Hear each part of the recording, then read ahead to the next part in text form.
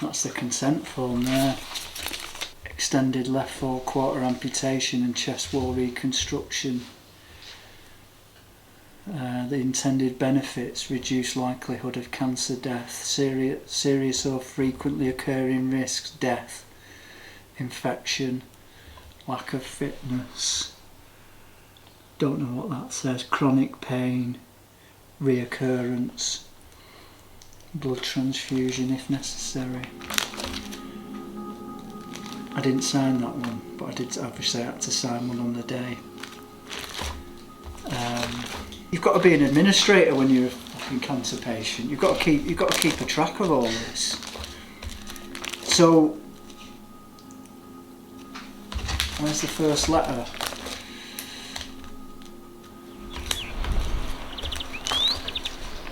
Oh, how long have I surfed? So I've surfed for 39 years.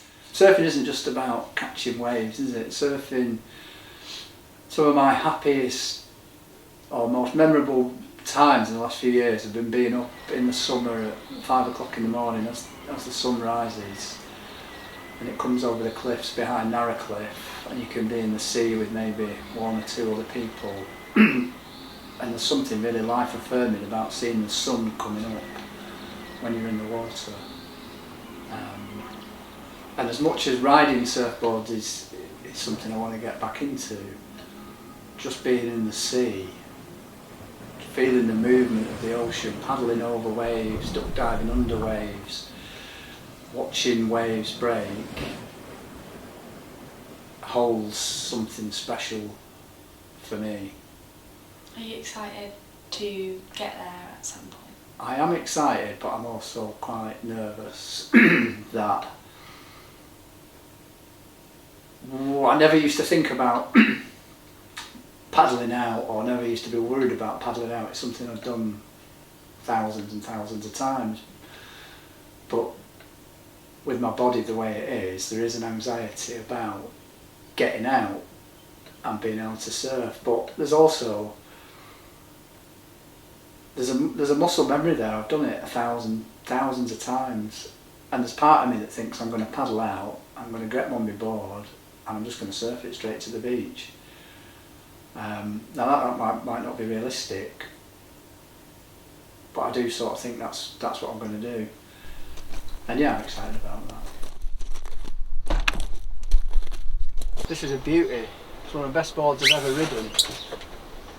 And then on last Thursday, I put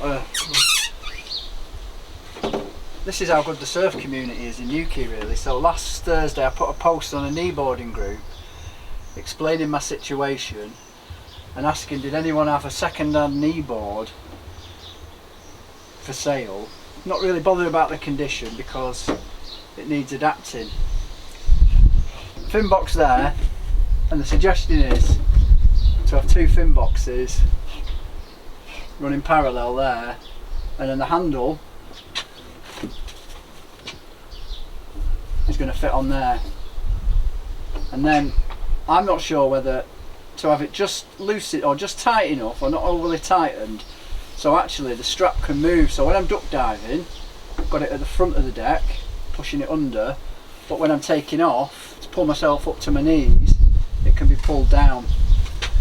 So yeah, I asked on the kneeboard group, anyone got a second-hand kneeboard? Loads of people are really supportive, welcome to the kneeboarding community, etc. And then I got a message, direct message from a guy saying I've got a kneeboard you can have. I said, oh mate, I'm not looking for a free board, happy to pay you for it or make a donation to charity. And he just said, no, it's just sat in my house, not been ridden for 5 years, it's all yours. And he lived 2 roads over on Tolcarn Road.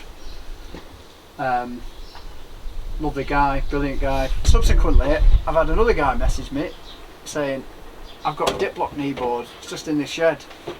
It's all yours if you want it. Now, as much as you can see, I do quite like collecting surfboards, but to me it just didn't seem right to abuse people's generosity and just start collecting kneeboards for free based on the fact people are empathetic of what's happened to my arm. This time last year, if you'd said you're going to be a kneeboarder, I'd have gone, no, what are you talking about? But probably maybe 2 or 3 days after the operation, when I was told I'd be losing my arm rather, I thought, kneeboarding, that's where I'm going to go with this. And let's see what happens. A lot of people think I'll do that, I'll get a bit tired of it, and I'll want to get back on a stand-up surfboard, but we'll see, won't we? We'll follow that journey as it goes. I mean, part of me did think I'd get in and get to my knees and just be straight on it, but that probably wasn't that realistic. But what I know throughout this journey is I'm going to fail more than I succeed, but those failures are part of the journey to success, aren't they? That's the way I've got to see it.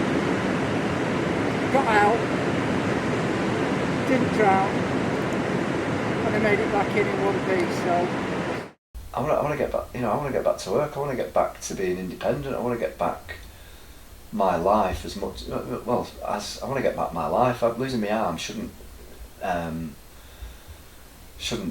rule that out for me. But it just seems at every corner you're almost battling people to try and get back as a contributing member of society. But where's the pathway for me to get me back into work? Where's the assistance to say, right, actually, you're going to need to retrain, you can't do the job that you're employed to do, but we'll help you find other work. There isn't any of that. No one's in contact with you, no one's... Yeah, it's demoralising. It's demoralising. At 47 years old, I feel like I'm discarded and I'm thrown on the scrap heap. That might be the reason that this is happening, that actually, do I really want to go back to a job that's just a job that my heart isn't in, when actually I've sort of found something that I actually really enjoy. And if for the next 20 years I could be a freelance writer, freelance podcaster, whatever, then that would be a more satisfying 20 years of my working life than going working in the EU call centre. Because a big part of me is like, I haven't been through what I've been through to end up in a call centre taking calls from angry people because their internet isn't working. Ready? How do? I'm back with episode 2 of Chopped Strength Through Vulnerability, my podcast where I'm sharing my amputee journey. And it got me thinking, if Taylor Swift fans are Swifties, what's the correct noun for listeners to this pod? Choppers? Choppies? Choppettes? I don't know. But what I do know is I'm really grateful to everyone who took the time to listen to the first instalment, for the kind words, the likes, the shares and the reviews. So I'd like to say thanks, a genuine thank you to every single one of you. How's that? You should make your dream so big that it feels completely unrealistic, but you don't ever achieve your dream in one great big leap, do you? It's incremental, you build up, you build up, you build up. And I felt like last Friday, so I'd also applied through the business course I'm on for a funding grant. So last Friday I got the grant got approved, so I got £1,250 free money for Chopped, so that's good. On the Thursday I'd put my website out there and some people had listened to it and got some nice feedback. On Wednesday I got the website, or was it Friday, I got the website actually live, and it's like, oh wow, all these things that I've said I was going to do are kind of nearly there really. I said I'd do a podcast, I said I'd get a clothing range, I said I'd do a website. The validation I had on Friday was just like, from the things that I'd done to things I didn't think I could do that I'd actually done and achieved, and it was like, yes, yes, yes. What ignites your soul? I've not just had a second chance at life, because this is the second time I've had cancer and I've also had sepsis, so I've had 3 really, really serious medical conditions, and there's a genuine held fear for me that I wouldn't make it off the operating table. So every day I'm alive, every day you see the sunrise, every day is a blessing.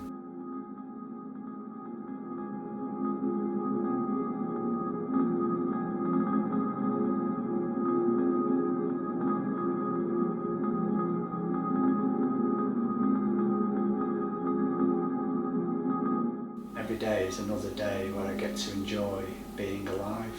And if you accept that life is pain, suffering, loss, heartache, grief, if you accept all them are part of the package of life, then you're able to enjoy all the really wonderful things that come with life.